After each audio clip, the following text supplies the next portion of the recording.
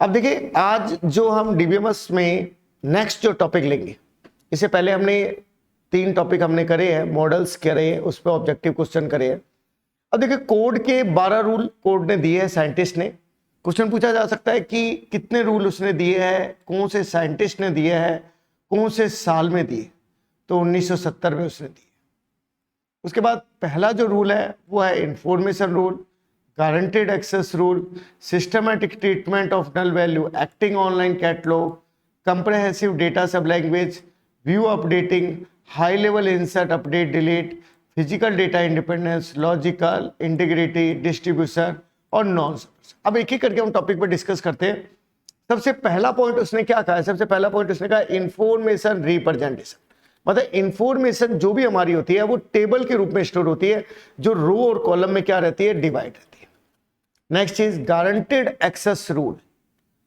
मतलब पहली चीज आपने क्या समझी? पहली चीज आपने कहा कि सर जो भी हमारी टेबल होगी, आरडीबीएमएस होगा, वो टेबल के रूप में होगा, उसमें रो होगी, उसमें कॉलम होगी। नेक्स्ट चीज मैंने कहा भाई गारंटेड एक्सेस रूल।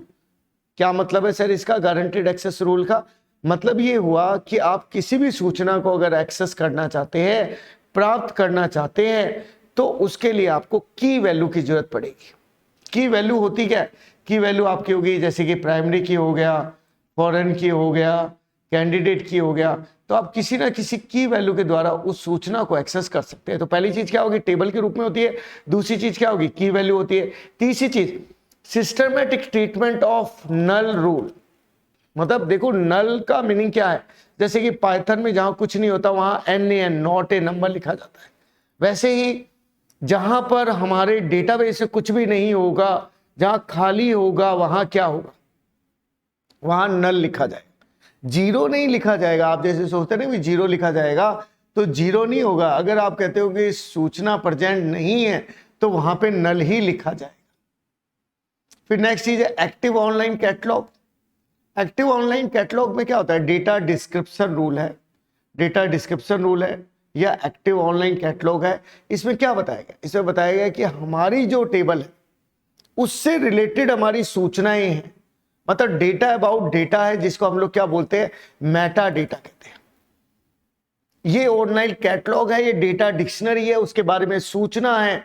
ये इस जगह नहीं है, सभी जगह एक जैसी है। इसे ऑथराइज यूजर के द्वारा ही एसक्यूएल का उपयोग लेकर प्राप्त किया जाता है। तो पहली चीज टेबल के रूप में होती है। दूसरी चीज, जो भी हमारी टेबल है उसके डेटा को हम किसके द्वारा एक्सेस करते हैं? कीज के द्वारा करते हैं। तीसरी चीज, अगर कुछ नहीं है तो वहां नल होगा। चौथी चीज, वहां पे मेटा डेटा, डेटा डिक्शनरी होगी। ये 4 रूल मैंने आपको ढंग से समझाए हैं। नेक्स्ट रूल पे आप ध्यान दीजिएगा, comprehensive data sub language rule. मतलब क्या होगा? मतलब यही है कि जो हमारी एसक्यूएल है, एसक्यूएल अगर आपने सुनी हो टॉपिक, तो उसे आपने सुना होगा 3 पार्ट होते हैं। डीडीएल होता है, डीएमएल होता है, डीसीएल होता है। कई जगह हम उसको टीसीएल में भी, मतलब ट्रांजैक्शन कंट्रोल लैंग्वेज में भी हम लोग शामिल कर लेते हैं। तो आखिर ये होता क्या है कि डेटा डेफिनेशन, मतलब जो टेबल से संबंधित होता है, जो हमारे टेबल को डिलीट करना, क्रिएट करना, अपडेट करना, उससे संबंधित होता है, वो डेटा डेफिनेशन है। जो रिकॉर्ड से संबंधित है वो डेटा मैनिपुलेशन है। जो सिक्योरिटी से संबंधित है वो इंटीग्रिटी है, जो रूल रेगुलेशन को फॉलो कर। ट्रांजैक्शन मैनेजमेंट चाहे रोल बैक है, कमिट कमांड है, ये सब चीजें वो है। इसके लिए भी मैंने अलग सा वीडियो आपके लिए डीडीएल, डीएमएल, डीसीएल का बना रखा है। नेक्स्ट चीज देखिए, व्यू अपडेटिंग। व्यू अपडेटिंग का मीनिंग क्या है? व्यू अपडेटिंग का मीनिंग है जो आप थ्योरेटिकली सोच रहे हैं, जो आपने ईआर मॉडल बनाया है, जो भी चीजें आप सोच रहे हैं वही चीज प्रैक्टिकली अप्लाई होगी। मतलब आप उसको डेटाबेस से कन्वर्ट कर सकते हैं, आप रिलेशन अलजेब्रा से एसक्यूएल क्वेरी लगा सकते हैं, आप ईआर डायग्राम से डेटाबेस बना सकते हैं। नेक्स्ट चीज क्या है? नेक्स्ट चीज है high level insert, update and delete. मतलब आप इंसर्ट कर सकते हैं, डिलीट कर सकते हैं, अपडेट कर सकते हैं, यूनियन कर सकते हैं, इंटरसेक्शन कर सकते हैं, जितने भी प्रकार के ऑपरेशन है वो सारे आप लोग कर सकते हैं। नेक्स्ट क्या है? नेक्स्ट जो टॉपिक मैं पहले भी बता चुका हूं, जो पिछले वीडियो में बताया था कि 3 लेवल है हमारे। सबसे ऊपर वाला जो लेवल है वो व्यू लेवल है, मतलब उसके बीच वाला कंसेप्चुअल लेवल है, उससे नीचे वाला जो है फिजिकल लेवल। क्या कहा गया है कि अगर आप फिजिकल में बदलाव करोगे तो कंसेप्ट पे उसका कोई फर्क नहीं पड़ेगा। कंसेप्ट में कोई बदलाव करोगे तो व्यू लेवल को उससे कोई फर्क नहीं पड़ेगा। ये दो इंडिपेंडेंसी, इंटीग्रिटी इंडिपेंडेंसी या इंटीग्रिटी जो रूल है ये भी मैं आपको करवा चुका हूं पिछले वीडियो में। एक होता है रेफरेंशियल इंटीग्रिटी, एक होता है एंटिटी इंटीग्रिटी। मतलब जब आप बात करते हैं फॉरेन की अगर बात करते हैं तो वो रेफरेंशियल इंटीग्रिटी है, एक टेबल की नॉन की, दूसरी टेबल की प्राइमरी की है। और एंटिटी इंटीग्रिटी मतलब हम लोग किसकी बात कर रहे हैं, प्राइमरी की बात कर रहे हैं, और इसका मतलब वो यूनिक होती है और नॉट नल। डेटाबेस इंडिपेंडेंस मतलब डिस्ट्रीब्यूशन इंडिपेंडेंस, मतलब हमारा डेटाबेस सब जगह उपलब्ध है, कहीं से भी आप डेटा को एक्सेस कर सकते हैं। क्लाइंट सर्वर डिजाइन है उसके। नेक्स्ट चीज क्या है, non subversion rule. Non subversion rule का मतलब है कि लो लेवल के रिकॉर्ड वो प्रोवाइड करवाता है, इंटीग्रिटी रूल को फॉलो नहीं करता, जो भी आपने रूल रेगुलेशन लगाए हैं उनको बाईपास करता है। ये हमारे कोड के 12 रूल थे जो मैंने आपको बताए कि आपको उनमें से कम 6 रूल क्या है वो फॉलो आपको करने पड़ते हैं। तो अब आप देख लेते हैं नेक्स्ट। अब देखिए नेक्स्ट जो चीज है वो है कीज सबसे बेहतरीन टॉपिक है। टॉपिक को अगर कवर करना हो तो किसी भी रिकॉर्ड को की के द्वारा आइडेंटिफाई किया जा सकता है। सबसे पहली चीज होती है सुपर की। सुपर की क्या होता है, जितने भी प्रकार के एट्रीब्यूट का समूह जो है वो हमारा क्या बनाता है, सुपर की बनाता है, रिकॉर्ड को यूनिक आइडेंटिफाई करता है।